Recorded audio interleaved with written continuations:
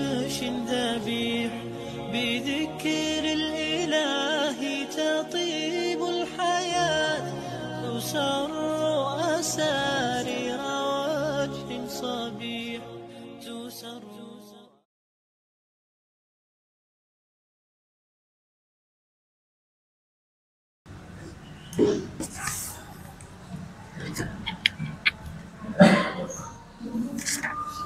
Bismillahirrahmanirrahim.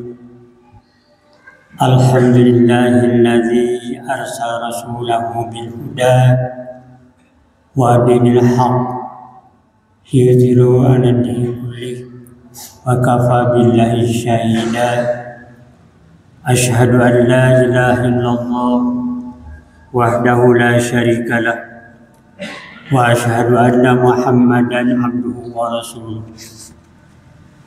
Amma ba'du, faya ibadallah, usikum wa iyyaya bittaqwallah faqad fazal muttaqun. Qala Allah ta'ala fil Qur'anil Karim, a'udzu billahi minasy syaithanir rajim.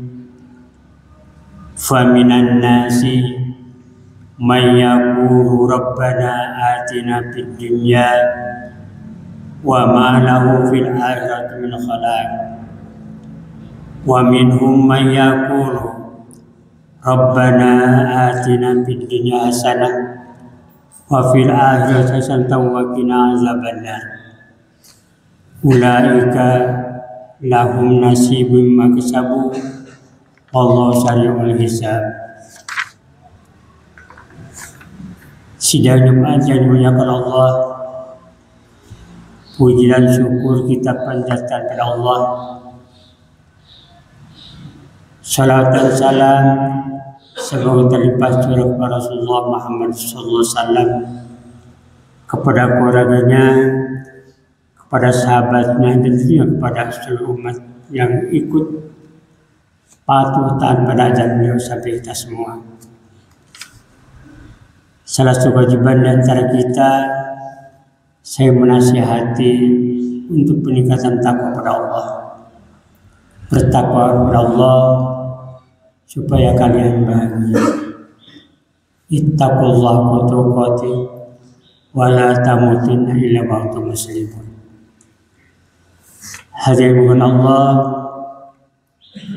kita perhatikan dalam surat Al-Baqarah ayat 201 dan 23.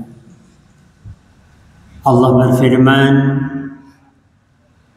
paminhum mayyakulu paminan nasi mayyakulu Rabbana atina fid dunya wa ma lahu fil akhirati min khalaq wa minhum mayyakulu Rabbana atina fid dunya hasanah wa fil akhirati hasanah wa qina azabannar. Maka di antara manusia ada yang ngomong, ada yang bicara, ya Tuhan kami, bila kami dunia dan tidak ada bagian di akhirat. Dan juga di antara manusia ada yang ngomong, ya Tuhan kami, bila kami dunia kebaikan dan di akhirat kebaikan dan selamat dari ancaman api neraka. Hanya dimulakan Allah. Memperhatikan ayat tadi, jelas manusia ingin bahagia, manusia ingin mendapat keuntungan. Kebahagiaan merupakan dambaan orang, semua pihak, apa dia orang elit, orang biasa, apa dia pejabat atau yang di bawahan, apa dia orang kaya, orang miskin, semua ingin mendapatkan kebahagiaan. Semua orang. Hanya bukan Allah. Pada hakikat kebahagiaan itu terbagi dua. Kejaran orang terbagi dua. Pertama, orang yang ingin bahagia hanya ini semata. kebahagiaan hanya orang itu terbatas. Yang kedua, orang mengusahakan kebahagiaan yang komplit, orang yang lengkap, kebahagiaan lengkap. Perhatikan dalam ayat yang tadi saya baca. Paminan nasi mayyaku rabbana atina fid dunya wa ma lana min khalaq. Di antara manusia yang bicara, ya Tuhan kami, berilah kami beruntungan, berilah kami kebahagiaan di dunia, di akhirat tidak punya bagian. Subhanallah. Ini merupakan kebahagiaan terbatas. Hanya ingin bahagia dunia. Yang merasa puas kalau segala kebutuhan jasmani itu telah tercapai, hatinya merasa bahagia, merasa dia punya uang banyak, materi berlimpah ruah, di sekelilingnya berbagai kemewahan, kebahagiaan yang duniawi, dia merasa puas. Segala ilmu, segala kemampuan dicurahkan demi itu. Tenaga dicurahkan demi itu. Sehingga upaya segala-galanya demi mencapai kebahagiaan dunia, kebahagiaan terbatas. Dia lupa bahwa dunia adalah merupakan alam yang sementara, alam yang tidak panjang waktunya. Dan juga lupa dia bahwa dunia adalah merupakan cobaan dan pada akhirnya dia akan diminta pertanggungjawab di hadapan Allah Subhanahu wa taala. Dia lupa. Subhanallah. Tidak ingat dia akan mencapai alam baka, alam yang abadi, untuk perhitungkan segala amal yang dilakukan di dunia ini. Maka kalau orang seperti itu tujuannya kehidupannya untuk mendapatkan kebahagiaan dunia, tentunya berpikirnya duniawi semata, dan tentunya kadang-kadang dia tidak memikirkan halal dan haram. Akan tertanam jiwanya menghalalkan segala macam cara asal kebahagiaan dia bisa tercapai. Akhirat bagaimana nanti? Ini kebahagiaan yang semu, kebahagiaan yang penuh tipuan. Orang mengatakan kebahagiaan Fata Morgana. Itu seperti itu. Yang kedua adalah orang yang mengejar kehidupan yang atau kebahagiaan yang lengkap. Orang mencurahkan segala doa, segala aktivitas untuk kebahagiaan dunia akhirat tentunya. Dia tidak ingin rohaninya terlantar dan juga tidak ingin jasadnya juga terlantar. Pikiran dia bagaimana akhirat. Yang di ayat dikatakan atina fid dunya hasanah wa fil akhirati azabannar. Ya Tuhanku, berilah aku di dunia kebahagiaan, yaitu kebahagiaan, dan selamatkan aku dari ancaman api neraka. Kalau orang seperti itu, jelas materi dan rohani menjadi dua unsur yang sejalan, tidak berat sebelah. Perhatian dia antara dunia dan akhirat seimbang. Malahan kehidupan dia pun ada untuk akhirat. Wabtaghi fima ataka Allahul akhirat. Kejarlah mencapai kehidupan akhirat kelak. Tapi walatan salah sebagai dunia, jangan lupakan dunia, karena ke akhirat merupakan jalan dunia ini akan mendapatkan akhirat kelak. Hanya berkah Allah. Kalau orang sudah berpikir tujuan akhirat, maka tentu kehidupannya akan hati-hati. Mengejar dunia, bagaimana Allah ridho. Cari makan apa ya halal atau haram, itu kan hati-hati. Sangat selektif. Sehingga insya Allah jika seperti itu maka dia akan mendapatkan ridho Allah Subhanahu wa taala. Hanya bukan Allah, kebahagiaan dunia akhirat merupakan tujuan hidup bagi kita tentunya orang mukmin, orang muslim.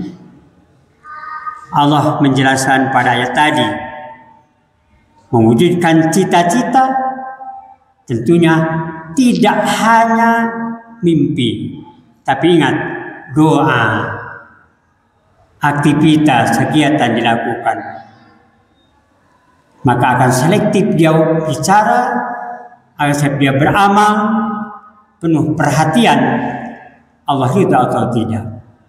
Insya Allah tentunya bagi kita semua, dari seorang muslim, saya yang beridentitas seorang mukmin, maka kegiatan akan sangat-sangat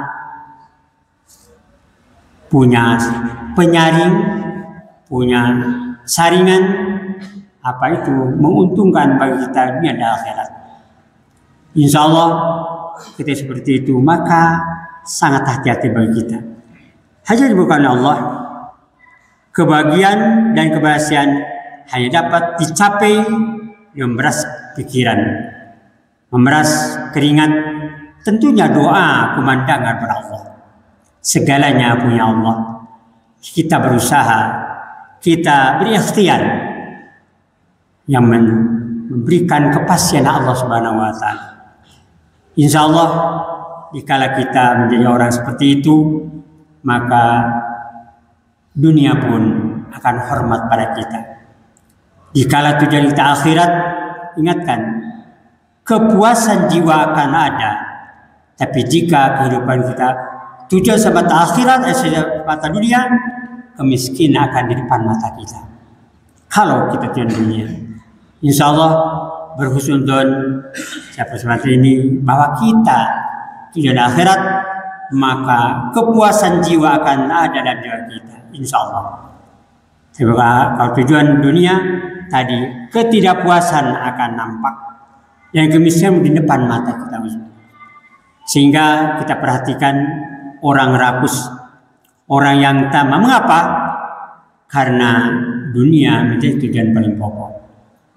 Mudah-mudahan kita semua termasuk orang yang punya keseimbangan antara dunia dan akhirat. Bagaimana untuk mencapai dunia? Tentunya dengan ilmu. Mencapai akhirat dengan ilmu. Kalau dengan ilmu, tapi kita ilmu yang mana? Ilmu yang Allah ridhoi pada kita. Insya Allah jika kita lakukan, maka memberikan pertolongan pada kita, akan berikan kemudahan pada kita. Hanya merupakan Allah. Tentunya kebahagiaan adalah merupakan keinginan kita semua. Bagi kita seorang muslim, perhatikan dalam surat Ar-Ra'd ayat 2 Allah berfirman, "Walladzina sabaru ibtigha'a wajhi rabbihim wa aqamus shalah wa anfiqu mimma razaqnahum sirran wa 'alaniyah." Kata Allah, tanamkan kesabaran.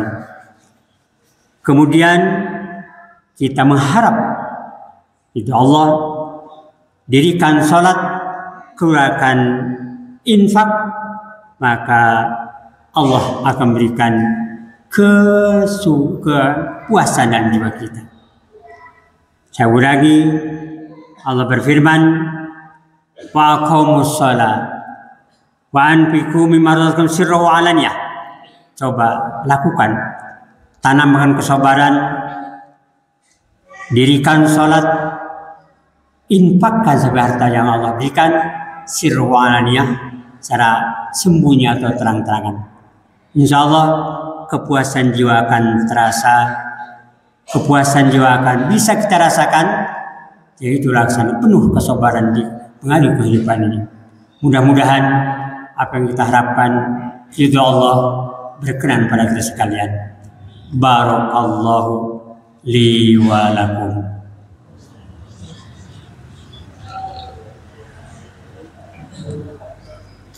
Alhamdulillah, wassalatu wassalamu ala rasulillah wa ala alihi wa ashabihi wa wala. Ashhadu an la ilaha illallah wahdahu la syarikalah wa ashhadu anna muhammadan abduhu wa rasuluhu, amma ba'du. Supaya ibadah Allah.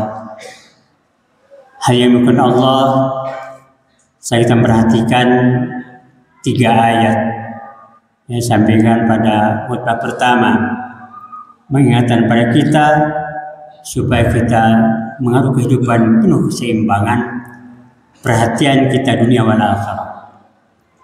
Berat sebelah celaka, apalagi kalau berat dunia. Maka Rasulullah mengabarkan pada kita supaya tidak terlena dengan dunia. Sadar oleh kita, habisnya hari gantinya minggu, minggu habis ganti bulan, bulan habis lagi tahun. Ingat, kita mendekati kematian. Sadar oleh kita, tambah hitungan waktu bukan jauh pada kematian dan mendekat kematian.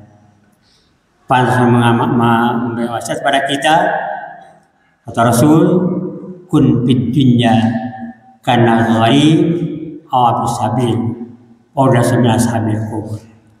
Ini kasih Rasul pada umatnya, pada kita semua. Kata Rasul, jadilah kalian di dunia seperti orang yang mengembara, orang yang melancong, atau orang yang di pertengahan jalan, maka hitunglah kalian sebagai ahli kubur. Ini kasih sayang Nabi pada kita, supaya tidak terlena dengan hidup dunia.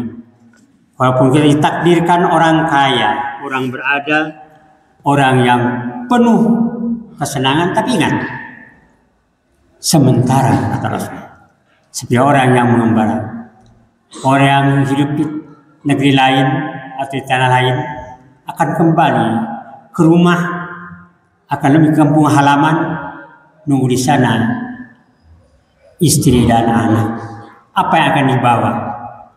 Kalau kita pulang dari negeri orang atau tanah orang, tentunya harapan yang jadi istri dan anak bawaan dari kita. Kita pun sama, karena dunia ini merupakan bukan negeri kita. Ini negeri sang sementara. Jadi kita adalah akhirat. Tempat kediaman kita yang ada akhirat. Mau apa ke akhirat? Tanpa persiapan sekarang, tanpa bekal sekarang, apa? Jadi kita perhatikan saudara kita yang meninggal dunia. Rekan kita meninggal dunia terdahulu, kita kenyataan dia meninggal dengan dibungkus kain kapan berapa helai. Itu harta kita. Tanpa amal soleh, subhanallah, celaka orang. Pantasan Nabi mengatakan, dikala mati, maka 3 yang mengantarkan pada orang itu. Pertama, hartanya. Kedua, keluarganya. Yang ketiga, amalnya. Yang 2 tetap di sini, yang 1 mengantarkan bersama menghadap Allah Subhanahu wa taala. Amal perbuatannya. Saya itu mari. Kenyataan kita lihat orang kaya, orang miskin, orang berpangkat, orang siapa saja latar belakangnya ketika mati seperti itu. Masuk ke ukuran 2 kali 1 meter. Apa yang dibawa tanpa amal soleh jelas sangat rugi. Pantasan harus mengatakan kita, coba perhatikan, itu orang yang mati. Pernah Ali bin Abi Thalib mengatakan, ada percaturan di antara ruh dan harta. Harta. Dulu aku ikut mengumpulkan kamu. Kemudian bertanya, apa yang kau akan berikan pertolongan pada aku? Maka harta menjawab, hanya seberapa helai kain kapan. Yang lain, mobil yang banyak, tanah yang luas, rumah yang mewah gak dibawa. Kemudian bertanya lagi, wahai saudara-saudaraku, kata Ruh, kau dulu bisa saling menolong satu sama lain. Apa yang kau tolongkan pada aku sekarang?